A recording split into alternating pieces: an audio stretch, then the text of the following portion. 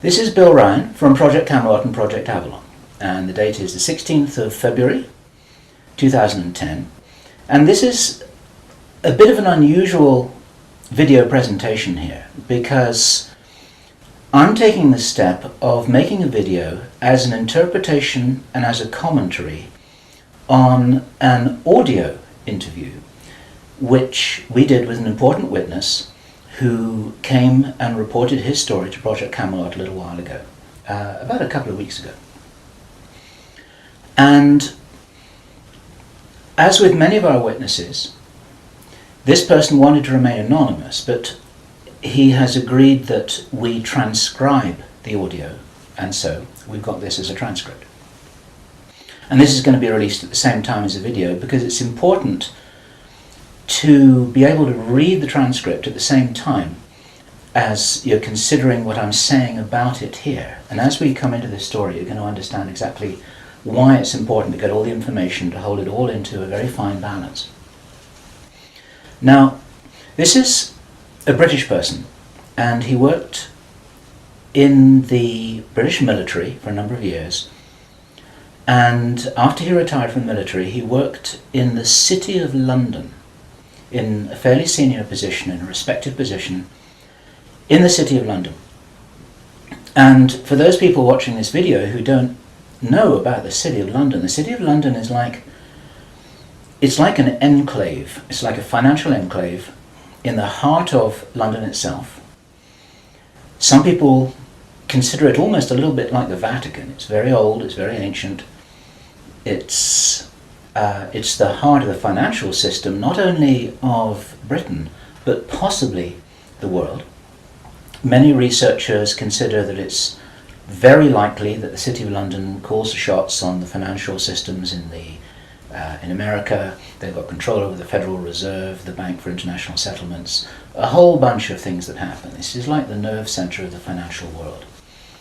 And it's very Masonic, it's very ancient, it's very traditional. And our source attended a number of meetings with senior Masons.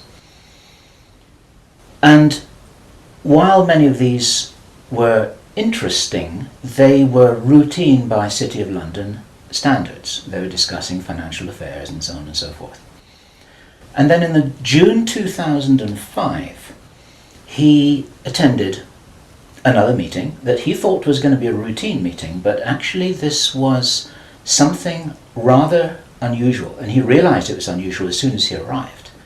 In fact, in his interview with us, the one which we have the transcript of, you will see that he says that he felt it was an accident that he was there. He shouldn't really have been there. He didn't know what was happening.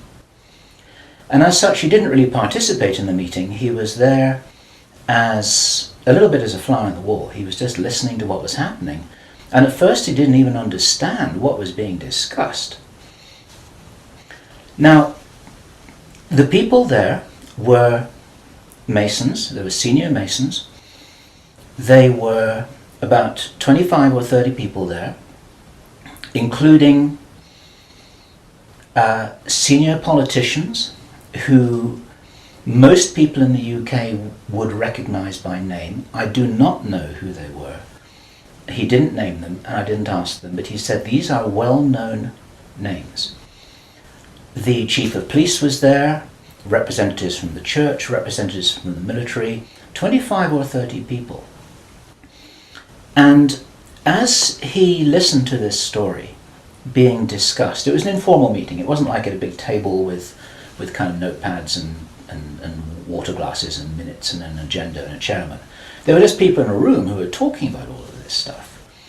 And what they were talking about was a plan that had clearly been made a long time ago. And what they were discussing was they were discussing the implementation of this plan. They were discussing how things were going, whether they were on track or not.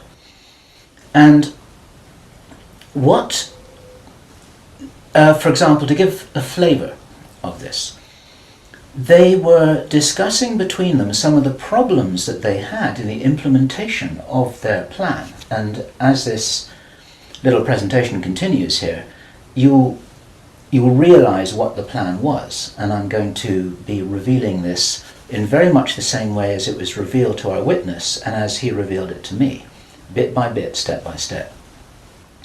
The first thing that he heard was they were talking about the fact that Israel didn't look as if it was getting prepared to attack Iran anytime soon. This was a problem. Even back in June 2005, they were apparently concerned that what it was that was planned on some kind of a timeline wasn't rolling out according to schedule, and this was an issue for them. So that attracted his attention very quickly, because he'd never been in a meeting when this kind of thing was discussed. Then they were talking about China and how powerful China was getting, both militarily and financially, very quickly, and that the Japanese weren't doing what they were supposed to do, which was to interfere in some way with the Chinese financial system. They weren't doing that, and this was another problem because China was getting too strong too quickly. Other things that were discussed were, for example, the coming financial crash, the centralization of resources, everything that we saw starting to happen in October 2008. They were planning that and referring to it in their meeting in June 2005. So there was clearly a rollout of some plan here, and he was quite shocked the more that he heard, and when he really realized what was happening, he was extremely shocked. And one of the reasons why I'm giving this video presentation now is to soften the blow and interpret this a little tiny bit, because it is shocking information. And what I also want to do is I want to try and differentiate out between what it was that he reported, because he'd heard it with his own ears, and what it is that is his speculation and my speculation about how all this fits together. It's very important information. We need to know this stuff. Even though it doesn't look like it's going to be on track, I don't think this will happen. I think that there are a bunch of crazy people there who are extremely determined to do something, and they were in a hurry, and this is important to understand, they were in a rush to try and roll out this sequence of events. Now, what he described is what the sequence of events was. It starts with Israel attacking Iran. Now, this hasn't happened yet. There have been a number of indications that there are forces which are trying to push this into happening. You've only got to follow the news for the last 2 years to realize that the public is being prepared for a justification for this kind of thing. Iran is being set up as being the bad guys that deserve something to happen to them, and so on and so forth. Now, that's going to be the start of what is like the opening gambit in a big chess game. And the plan is to provoke Iran or China to retaliate. And our guy, our source, who is a military man, is privately as convinced as he can be, although this has never been made public and this is not publicly known, that Iran does have nuclear weapons. He believes that they have been provided by China behind the scenes. And all of this is intended because it's all right with these controlling forces that Iran has nuclear weapons, because they want them to be used. The plan is for either Iran or for China to retaliate after Iran is struck with a nuclear weapon. At that point, there will be a limited nuclear exchange in the Middle East, followed by a ceasefire. He heard this being planned in this meeting. This is being choreographed. It's like the script for a movie. This is exactly what's intended to happen. And during this time, the other thing that's being set up for this, and many people watching this will be aware that this is being set up in the background. We've had a lot of information about this from a number of good researchers from many countries who are reporting this on the internet, that things are being set up in many of the Western countries for there to be heavy controls over populations, martial law, increased powers on security forces who are not just the army or the police, but in Britain, for example, our source said that he absolutely knew personally for a fact, that a very large number of private security people, their powers were being increased to give them the ability to arrest people, the ability to detain, the ability to handle riots in streets. And here we're talking about just regular people working in private security, people who give the parking tickets on the streets. Their powers are being increased in the same way. And last year we heard President Obama talking about how he wanted to have a sort of national guard at home in America ready to handle this kind of thing. There are a lot of indicators that this is being set up. And in this rollout of this crazy scenario where it is intended that there will be a limited nuclear exchange in the Middle East, the idea is that as the world looks upon this with horror, then they will demand from their governments that there are heavy controls over travel, over communication, over people who meet, over people who protest in the streets. They want to make sure that they don't have crazy bombers on airplanes, crazy bombers in the shopping malls. They want to make sure, and because people will be driven into fear by this, they'll request and demand and insist on heavy controls from their governments, which will be justified. And this is where you're going to kind of get the martial law situation in all the Western countries. It's intended as a justification. All of this is just the start of something, because this story gets much bigger, and it's pretty horrifying. And if watching this now you're feeling a little bit shocked, this is how I was feeling when I heard this information, and this is how our source was feeling when he was hearing this information in this meeting, because this is just the beginning. Now, during the time of this ceasefire, everyone's shocked, everyone's frightened, everyone's really terrified about where this is going to go. There are all kinds of heavy controls over populations everywhere. And then the next thing that happens in this chess game that's being played is that biological weapons are released on China. He heard this being discussed in this meeting. They will release a flu-like virus that will be genetically targeted against the Chinese population. It's racially targeted against the Chinese people.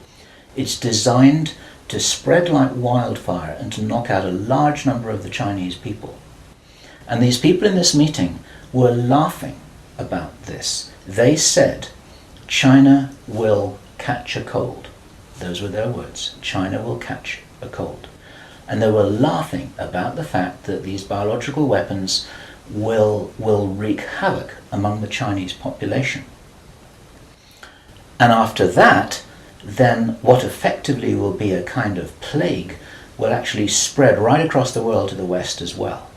Our source was not clear whether this was a Chinese retaliation or whether the thing would just spread out of control in the way that it would be very understandable if it did, whether it's racially targeted or not. These things actually mutate.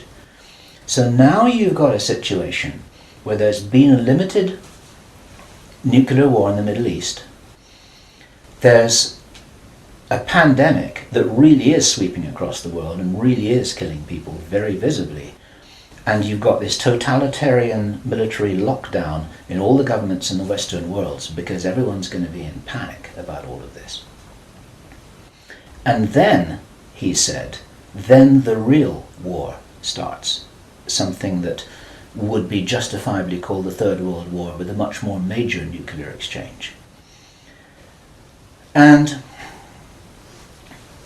at this point, I asked him, is this just about population reduction? What is this about? Why are they doing this? Why this insane Dr. Strangelove plan for just unleashing all of this stuff on the world? Why do it? Now, as our conversation went on, I started to find answers to those questions. Now, some of this is speculation. I want to share this speculation with you because it's important enough that we work together here to figure out what's going on. And there are some clues, there's some very important clues that I'm going to present to you here in this video. He said absolutely it's about population reduction. So I said, well, in this meeting, did they mention any figures? And he said, yes, they did, 50%. Half the world's population. This is planned as per the Georgia Guidestones. For those of you who don't know what the Georgia Guidestones are, it's a stone monument in Georgia in America that was erected anonymously a number of years ago. It's in 8 languages, and it's like an Illuminati manifesto for a new world, as it were. And just hold that thought about this being a manifesto for a new world. This is an important concept here in what I'm presenting. One of the key parts of this manifesto for this new world is that there should be a population of 500 million people. Now, 500 million people is an enormous reduction from the nearly 7 billion that we've got at the moment. That's pretty much 95% of people who would no longer be on this planet. And 50% is a step towards that. And there's a reason why they're doing all of this. There's a reason why they're in a hurry. There's a reason for this insanity. And when he was explaining this, then he said that they have a name for this plan. This project has got a name. And I said, well, what is this name? He said, it is called the Anglo-Saxon Mission. The Anglo-Saxon Mission. Now, I'd heard that before. It was something historical, I think, to do with the Crusades quite a long time ago. But I hadn't heard it in the present day context, and neither had he. And later on, as he continued to tell his story, I began to understand what I thought this might be about. Hence the title of this video, and the reason why I want to share this information with you, because we need to work together to figure out what's going on here. It's extremely important to understand. There's a plan, I believe, that Hitler would be proud of, which is so evil, it's so Machiavellian, it's so hard to face up to, it's so unbelievable, that I need to put it on the table for you so that you can consider whether or not this might be a possibility. The plans that I've been describing are definitely a possibility because he heard them with his own ears in this meeting. Everything I've described up until now, up to and including a major outbreak of hostilities after the limited war. So the sequence is as follows. The planned sequence is as follows. Israel attacks Iran, then there's a ceasefire, then during which time there is heavy governmental military controls over populations in all Western countries. Then China is attacked by a biological weapon. It's a flu-like disease that spreads like wildfire. This goes all over the world, and then they have a major Third World War. And then, by this time, 50% of the population will be destroyed. And not only because of the war or the plague, but because, as many of you watching this will understand, the infrastructure goes down in situations like this. There's no food in the supermarkets, there's no gas in the pumps, the telecommunication goes down, there may not even be water coming out of the taps. People are kind of thrown back into a Victorian era without the facilities to handle this, because most people don't have their vegetable gardens, they don't have their horse and cart, they're not able to survive in the way that we used to be able to. We're very, very vulnerable in our technological advancement. We're extremely vulnerable, and of course the controllers know this. At this stage, our source was speculating about why are they in a hurry? Why do they want to do this? And there's a sort of heavy irony here, which is like, I was saying, well, if you're going to plan the Third World War, then why not take your time over it and get it right and do a really good job? You can, this could be in 20 years' time or 30 years' time, it doesn't really matter. Why is there in such a rush? And our source said that he felt from inside information that he's continued to receive, that this is still timed for something around 18 months from now. And that puts it around about the middle of 2011. He doesn't know this for sure because these events aren't calendar driven. They're actually event sequence driven. In other words, this has got to happen before that happens, and then after that the next thing can happen, then after that the next thing can happen. So a whole lot of things have got to be in place before all the dominoes fall over, so to speak. And they seem to be behind schedule in some of this. There are some planned events that definitely haven't happened. One of the things which I remembered when I was hearing this story was that our source, Henry Deacon, and many of you who've watched Project Camelot videos and read their reports for the last 3 years will know that when we met Henry Deacon in 2006, he said that in his own inside information was that there would be a war against China in 2008. Now that didn't happen. And all this time, at that time it didn't make any sense, and even now it didn't make any sense. It's like, well, all right, but why do this? Why do this? Why do this? Now, this was his answer. And our source is a pretty smart guy. He's been in the military. It's a totally different story that he didn't debrief in our audio transcript, which you have the opportunity to read, but he's had his own ET experiences in the military. He's got his own sources of information about some of the background for this. He says that he's as sure as he can be that the people who are calling the shots in the world, you can call them the Illuminati, the controllers, the cabal, whatever name you have for them, they believe that there is going to be what he called a geophysical event, a major geophysical event. He says that the best information that he's got is that the insiders believe that this is going to happen, or they are concerned that this is going to happen. And many of you watching this will know that this isn't a completely crazy idea. There have been trillions of dollars that have been spent on deep underground bases for some reason which we don't know why it is. You'll know about the seed bank in Svalbard. This is in the public domain, where all the seeds of all the plants and all the crops in the world have been buried deep inside a granite vault in northern Norway. There are many precautions being taken as if something might happen that could really threaten some of these valuable resources, including the seed banks of the world. Now, if there is going to be a geophysical event as they believe, this is because it seems to be preserved Illuminati inside knowledge, whether it's true or not, that there are repeated cyclical geophysical events about every 11,500 years. Information about what really happened to Atlantis was very probably in the Great Library of Alexandria that burnt down a couple of thousand years ago.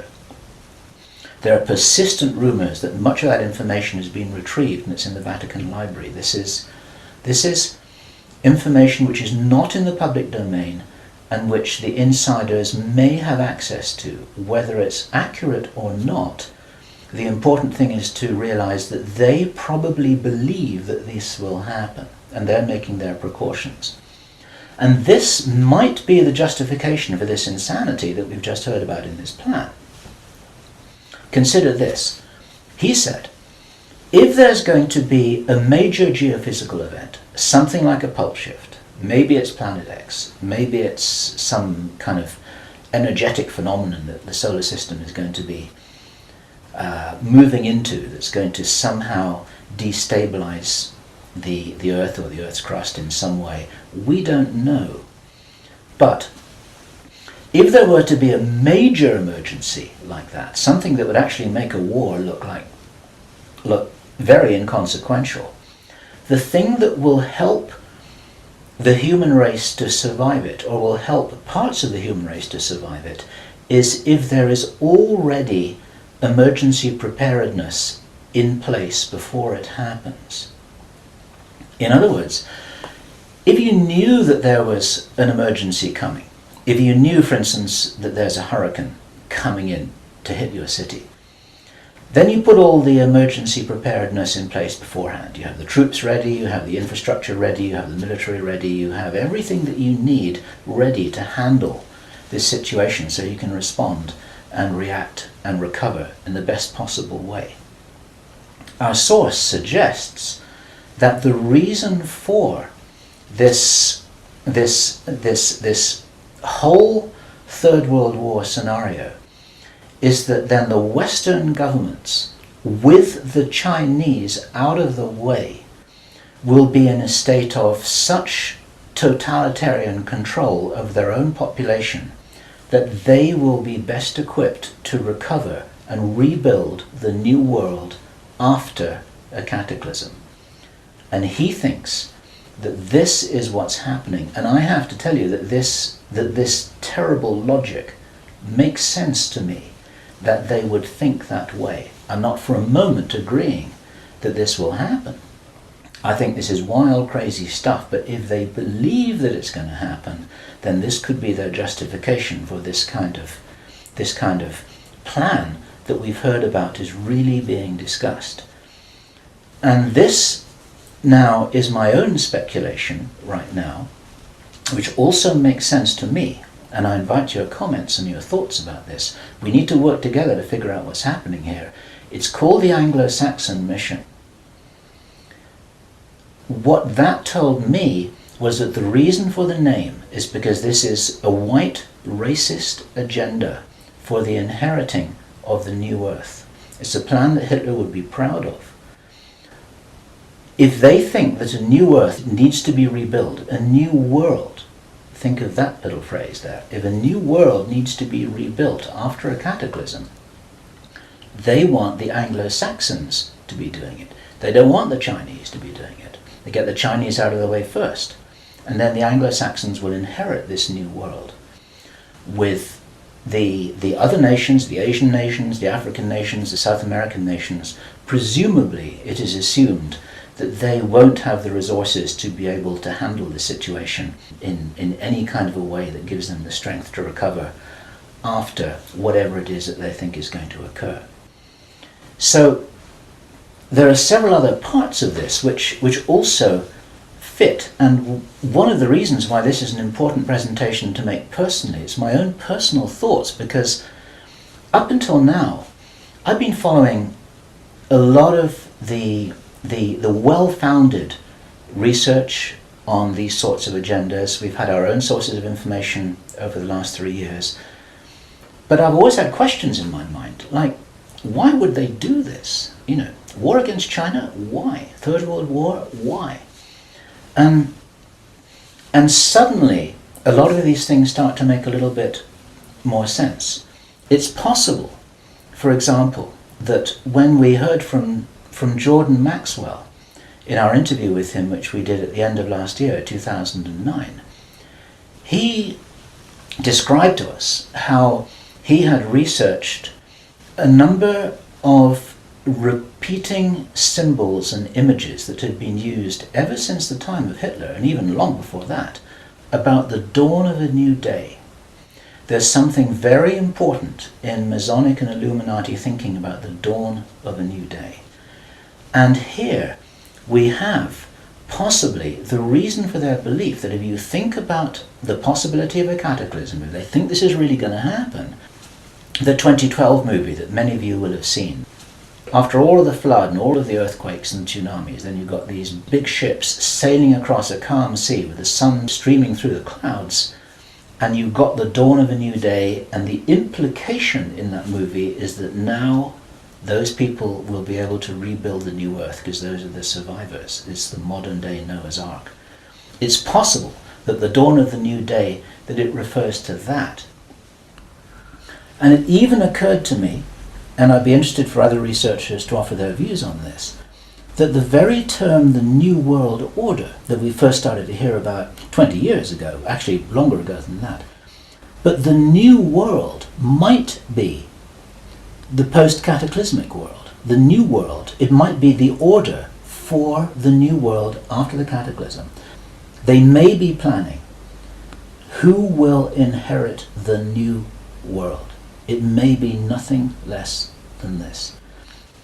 Maybe this is what the new world order is all about. It really is the order, the plan for the new world that they think is coming. They think this is going to happen. Now, I say again, it's very, very important to differentiate out all of this information here. I don't believe this is going to happen at all, but they might be doing something crazy to try and safeguard what they believe is their own interests. This is what we need to be aware of here.